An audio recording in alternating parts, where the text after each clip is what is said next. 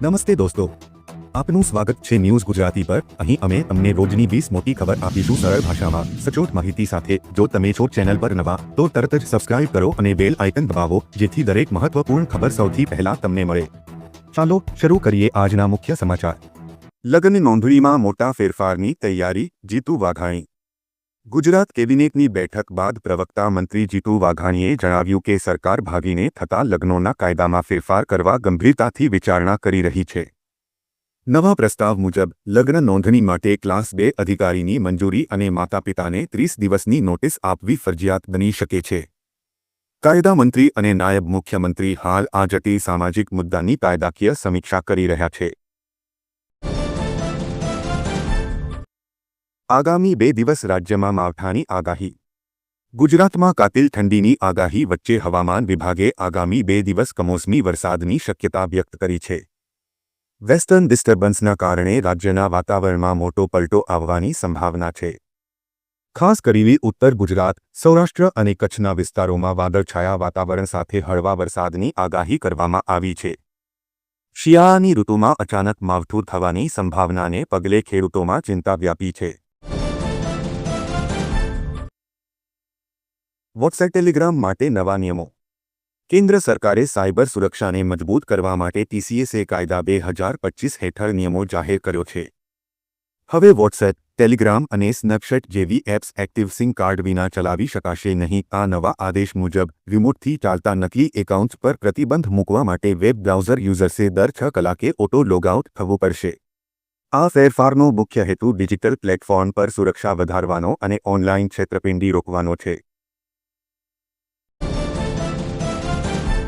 છાણિયા ખાતર માટે ખેડૂતોની માંગ। કૃષિ વ્યવસાય ક્ષેત્રે ધાન્ય, ફળ, શાકભાજી તેલીબિયાંનું વધુ ઉત્પાદન લેવા ખેડૂતો રાસાયણિક ખાતર, જંતુનાશક દવાઓનો અતિરેક ઉપયોગ કરવાના પરિણામે ખાદ્ય પદાર્થો સ્વાદરહિત અને ઝેરીલા લાગવા માંડ્યા છે। જમીનની ફળદ્રુપતા ઘટી છે। તેથી પશુ પક્ષીઓ, માનવ આરોગ્ય ઉપર ભયંકર અસર થવા પામી છે। ખેતીમાં દેશી છાણિયું ખાતર ઓર્ગેનાઇઝ જૈવિક ખેતીની અનિવાર્યતા ઊભી થઈ છે। પાક વીમા યોજના। દેશના કરોડો ખેડૂતો માટે સારા સમાચાર છે। તમને જણાવી દઈએ કે કેન્દ્ર સરકારે પ્રધાનમંત્રી પાક વીમા યોજનામાં મોટો ફેરફાર કર્યો છે। કેન્દ્રીય કૃષિ પ્રધાન શિવરાજ સિંહ ચૌહાણે કહ્યું કે PMFBYની નવી પ્રક્રિયા હેઠળ સરકાર જંગલી પ્રાણીઓ અને પાણી ભરાવાના કારણે થયેલા નુકસાનની ભરપાઈ પણ કરશે। કેન્દ્રીય કૃષિ મંત્રી શિવરાજસિંહ ચૌહાણે ખેડૂતોને અભિનંદન આપતા કહ્યું કે હું તમને આનંદ સાથે જણાવી રહ્યો છું કે આ બંને નુકસાનને પાક પ્રધાનમંત્રી ફસલ વીમા યોજનામાં પણ આવરી લેવામાં આવ્યા છે। જો વન્ય પ્રાણીઓ પાકને નુકસાન પહોંચાડે છે તો નુકસાનની ભરપાઈ પણ કરવામાં આવશે અને જો પાણી ભરાવાના કારણે પાકને નુકસાન થશે તો નુકસાનની ભરપાઈ પણ કરવામાં આવશે। ખેડૂતોને મળશે 10 કલાક વીજળી પુરવઠો। રાજ્ય સરકારે રવિ સિઝનની ખેતીને ગતિ મળે તે માટે મહત્વપૂર્ણ નિર્ણય લીધો છે।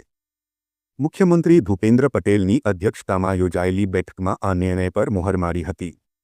ખેડૂતો દ્વારા કરાયેલી રજૂઆતોને ધ્યાનમાં રાખીને વીજ પુરવઠાના કલાકોમાં સીધો વધારો કરવામાં આવ્યો છે। આ પગલાંથી ખાસ કરીને જીરું સહિતના રવિ પાકોને પૂરતું પિયત મળશે અને ઉત્પાદન ક્ષમતા વધશે તેની અપેક્ષા છે। રવિ સિઝન માટે પાવર સપ્લાયમાં વધારો। નાયબ મુખ્યમંત્રી અને પ્રવક્તા મંત્રી હર્ષ સંઘવીએ જણાવ્યું કે સરકારે ખેડૂતોની સમસ્યાઓને ધ્યાનમાં રાખીને 8 કલાકનો વીજ પુરવઠો વધારીને 10 કલાક કર્યો છે। આ વધારાનો અમલ 20 નવેમ્બર 2025થી શરૂ થશે। રાજ્યના 1090 ગામોમાં વસતા 49,000થી વધુ ખેતીવાડી ગ્રાહકોને આ નિર્ણયનો સીધો લાભ મળશે। ખાસ કરીને જીરાની ખેતીવાળા વિસ્તારોમાં ખેડૂતો માટે આ મોટા રાહતરૂપ બનશે। ઘરે બેઠા ડ્રાઇવિંગ લાયસન્સ રિન્યૂ કરો। વેબસાઇટની મુલાકાત લો અને રાજ્ય પસંદ કરો। ડ્રાઇવિંગ લાયસન્સ વિભાગમાં જાઓ અને રિન્યુઅલ વિકલ્પ પર ક્લિક કરો। અહીં તમારા DL નંબર સાથે જરૂરી દસ્તાવેજો અપલોડ કરો। પછી ફી ઓનલાઈન ચૂકવો। જો બાયોમેટ્રિક અથવા દસ્તાવેજ ચકાસણી જરૂરી હોય તો તમારે એપોઇન્ટમેન્ટ શેડ્યુલ કરવી પડશે અને નજીકના RTOની મુલાકાત લેવી પડશે। ત્યારબાદ તમારું સ્માર્ટ DL તમને 30 દિવસની અંદર મોકલવામાં આવશે। ગેસના ભાવમાં ઘટાડો। નવા વર્ષ પ્રારંભે ગુજરાત સહિત અનેક રાજ્યોમાં વાહન ચાલકો અને ગ્રાહકો માટે રાહતના સમાચાર છે। ગેસ કંપનીઓએ સીએનજીના ભાવમાં પ્રતિ કિલો ₹1 થી ₹3.50નો ઘટાડો કર્યો છે, જ્યારે પીએનજીના ભાવમાં પ્રતિ કિલો ₹1 થી ₹2નો ઘટાડો કરવામાં આવ્યો છે. આ ઘટાડાનું મુખ્ય કારણ પીએનજીઆરબી દ્વારા લાગુ કરાયેલી નવી ટેરિફ સિસ્ટમ છે, જેનાથી ટ્રાન્સપોર્ટેશન ખર્ચ ઘટ્યો છે અને તેનો સીધો લાભ ગ્રાહકોને મળી રહ્યો છે. સિંગતેલના ભાવમાં વધારો, ડબ્બો ₹2180 પહોંચ્યો. ગુજરાતના સિંગતેલના ભાવમાં ફરી ₹20નો વધારો થતાં ડબ્બાની કિંમત ₹2180 થઈ છે. અન્ય રાજ્યોમાં વધતી માંગ અને સૌરાષ્ટ્રમાં કમોસમી વરસાદથી મગફળીના પાકને થયેલા નુકસાનને કારણે ઉછાળો જોવા મળ્યો છે. બીજી તરફ નાગરિકોને શુદ્ધ તેલ મળી રહે તે માટે ખંભાળિયા એપીએમસીમાં ₹1 કરોડના ખર્ચે નવું પ્રોસેસિંગ યુનિટ શરૂ કરાયું છે, જે ખેડૂતો અને ગ્રાહકો બંને માટે રાહતરૂપ બનશે. સરકારની મોટી જાહેરાત, હવે મેવું દિવસ. કેન્દ્ર સરકારે ગીગ વર્કર્સને સામાજિક સુરક્ષા પૂરી પાડવા માટે નવા નિયમોનો પ્રસ્તાવ મૂક્યો છે. કેન્દ્રીય શ્રમ મંત્રાલયે સ્પષ્ટતા કરી છે કે ગીગ વર્કર્સે નાણાકીય વર્ષમાં એક જ એગ્રીગેટર સાથે ઓછામાં ઓછા 90 દિવસ કામ કરવું આવશ્યક છે અને જો તેઓ અલગ અલગ એગ્રીગેટર સાથે કામ કરે છે તો 120 દિવસ. કેન્દ્રએ દરેકને ઈ-શ્રમ પોર્ટલ પર નોંધણી કરાવવાની સલાહ આપી છે. પાત્ર વ્યક્તિઓને ડિજિટલ આઈડી જારી કરવામાં આવશે. અકસ્માત બાદ 7 દિવસ સુધી મફત સારવાર આપશે સરકાર. આ સરકારી યોજના માર્ગ અકસ્માતોમાં જીવ બચાવવા માટે કટોકટી પ્રતિભાવ અને સારવારની સમગ્ર સાંકળને મજબૂત બનાવવાનો પ્રયાસ કરે છે.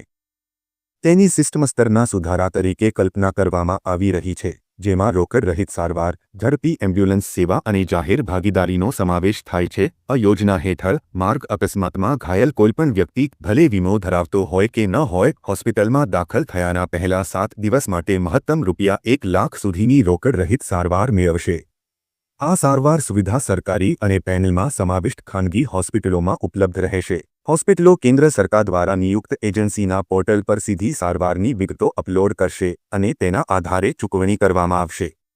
દર્દી અથવા તેમના પરિવાર પાસેથી પ્રારંભિક સારવાર માટે કોઈ એડવાન્સ લેવામાં આવશે નહીં. પ્રાકૃતિક ખેતી કરવા મળશે 20,000ની સહાય. દેશના અનેક ખેડૂતો આજે જમીનની ક્ષમતા ઘટતી જતી હોવાના ગંભીર પ્રશ્નનો સામનો કરી રહ્યા છે. રાસાયણિક ખાતરનો અતિરિક્ત ઉપયોગ જમીનને નિષ્ક્રિય બનાવે છે અને લાંબા ગાળે ઉપજમાં મોટો ઘટાડો કરે છે. આવા સમયમાં ખેડૂતોમાં જીવામૃત જેવા કુદરતી ઉપાયો પ્રત્યે રસ વધી રહ્યો છે. ગાયના છાણ અને ગૌમૂત્રથી તૈયાર થતું આ દ્રાવણ જમીનને પુનઃજીવંત બનાવે છે અને પાકને સ્વાભાવિક વૃદ્ધિ માટે પ્રોત્સાહન આપે છે. જીવામૃતની જમીન માટે એક પ્રાકૃતિક ટોનિક માનવામાં આવે છે. તેના રહેલા સૂક્ષ્મજીવો પાક માટે જરૂરી પોષક તત્વોને સરળતાથી મૂળ સુધી પહોંચાડે છે. તેના નિયમિત ઉપયોગથી જમીનમાં કાર્બનનું પ્રમાણ વધે છે અને માટી લાંબા સમય સુધી ફળદ્રુપ રહે છે. સૌથી મોટો ફાયદો એ છે કે જીવામૃત તૈયાર કરવાનો ખર્ચ ખૂબ ઓછો હોવાથી નાના અને ભૂમિહીન ખેડૂતો માટે તે આશીર્વાદ સાબિત થાય છે.